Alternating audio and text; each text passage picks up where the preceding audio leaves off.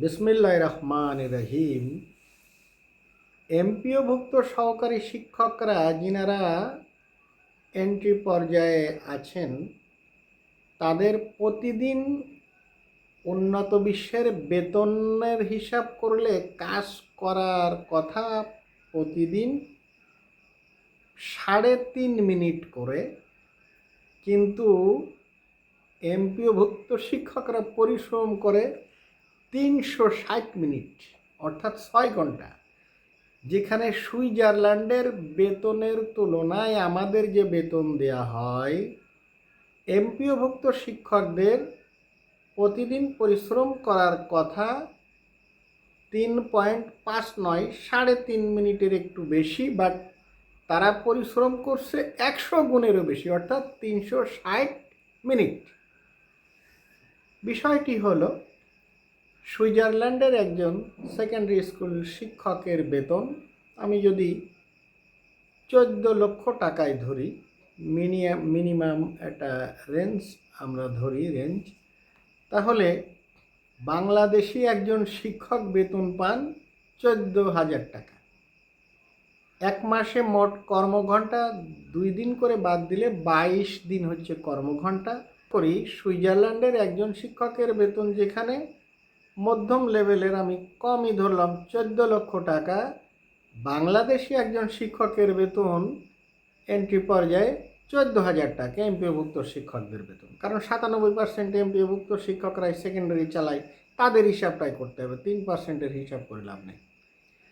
তাহলে মাসে 30 দিন, তাহলে একজন শিক্ষককে ক্লাস নিতে হয় 2 দিন বন্ধ হলে মোট 22 দিন। তা 22 দিনকে আমি যদি ঘন্টায় রূপান্তর করতে চাই তাহলে 22 প্রতিদিন কাজ করে 6 ঘন্টা, 22 গুণ 6 গুণ 60, তাহলে আসে মোট 7,920 মিনিট। 14 লক্ষ টাকায় কাজ করে সুইজারল্যান্ডের একজন শিক্ষক 7,920 মিনিট, তাহলে 14,000 টাকায় বাংলাদেশের একজন শিক্ষক মাসে কাজ করবে 79 মিনিট অর্থাৎ 1 ঘন্টা 19 মিনিট। তাহলে একদিনে কাজ করবে আমরা এই 79 মিনিটকে যদি 22 দিয়ে ভাগ দিই তাহলে একদিনে কাজ করবে 3.59 মিনিট, প্রায় 3.5 মিনিট।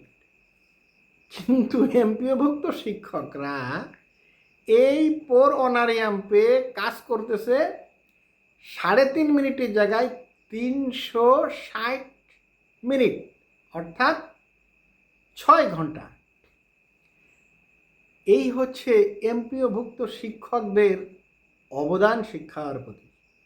অর্থাৎ যে জিনিসের দাম 14 লক্ষ টাকা, সেই জিনিস আসলে 14,000 টাকায় কিনা যায় না। নিউটনের তৃতীয় সূত্র, এটা তো Switzerland, Denmark, Canada, Australia, Luxembourg, USA, UK, ওনারাও যা পড়ায় আমরা তো তাই পড়াই, সেটা তো ডিফারেন্স নাই। অ্যারিস্টটলের বক্তব্য একই, নিউটন, নেপোলিয়নিয়াস, ডায়োজেনিস, থিওফ্রাস্টার, সকলের সূত্র তো পৃথিবীতে যেটা আবিষ্কৃত হয়েছে ওর মধ্যে দিয়েই আমরা পড়াশুনো করানো হয়। Medical science, engineering science, same case throughout the whole world. Bypass surgery ওখানেও যেমন, বাইপাস সার্জারি এখানেও সেরকম। ওখানে A+B² সমান A² + 2AB+B², কিন্তু 14,000 টাকায় আমরা যেটা পড়াতে হচ্ছে, ওনারা তো আসলে এই সূত্রটাকে এনলার্জিং করতে পারতেছে না অথবা শর্টকাটও করতে পারতেছে না। তাহলে বাংলাদেশের শিক্ষকরা যে এত কম টাকা পেয়ে তারা 100 গুণ বেশি পরিশ্রম করছে উন্নত দেশের তুলনায়, তাই 14 লক্ষ টাকার জিনিস যেহেতু 14,000 টাকায় কেনা যায় না, তা আমাদের সকলের প্রতি অনুরোধ, শিক্ষার গুণগত মান উন্নয়ন করতে গেলে শিক্ষকদের বেতন বাড়াইতে হবে, মেধাবীদের শিক্ষায় আনতে হবে, তাহলেই একমাত্র দেশের উন্নয়ন করা সম্ভব।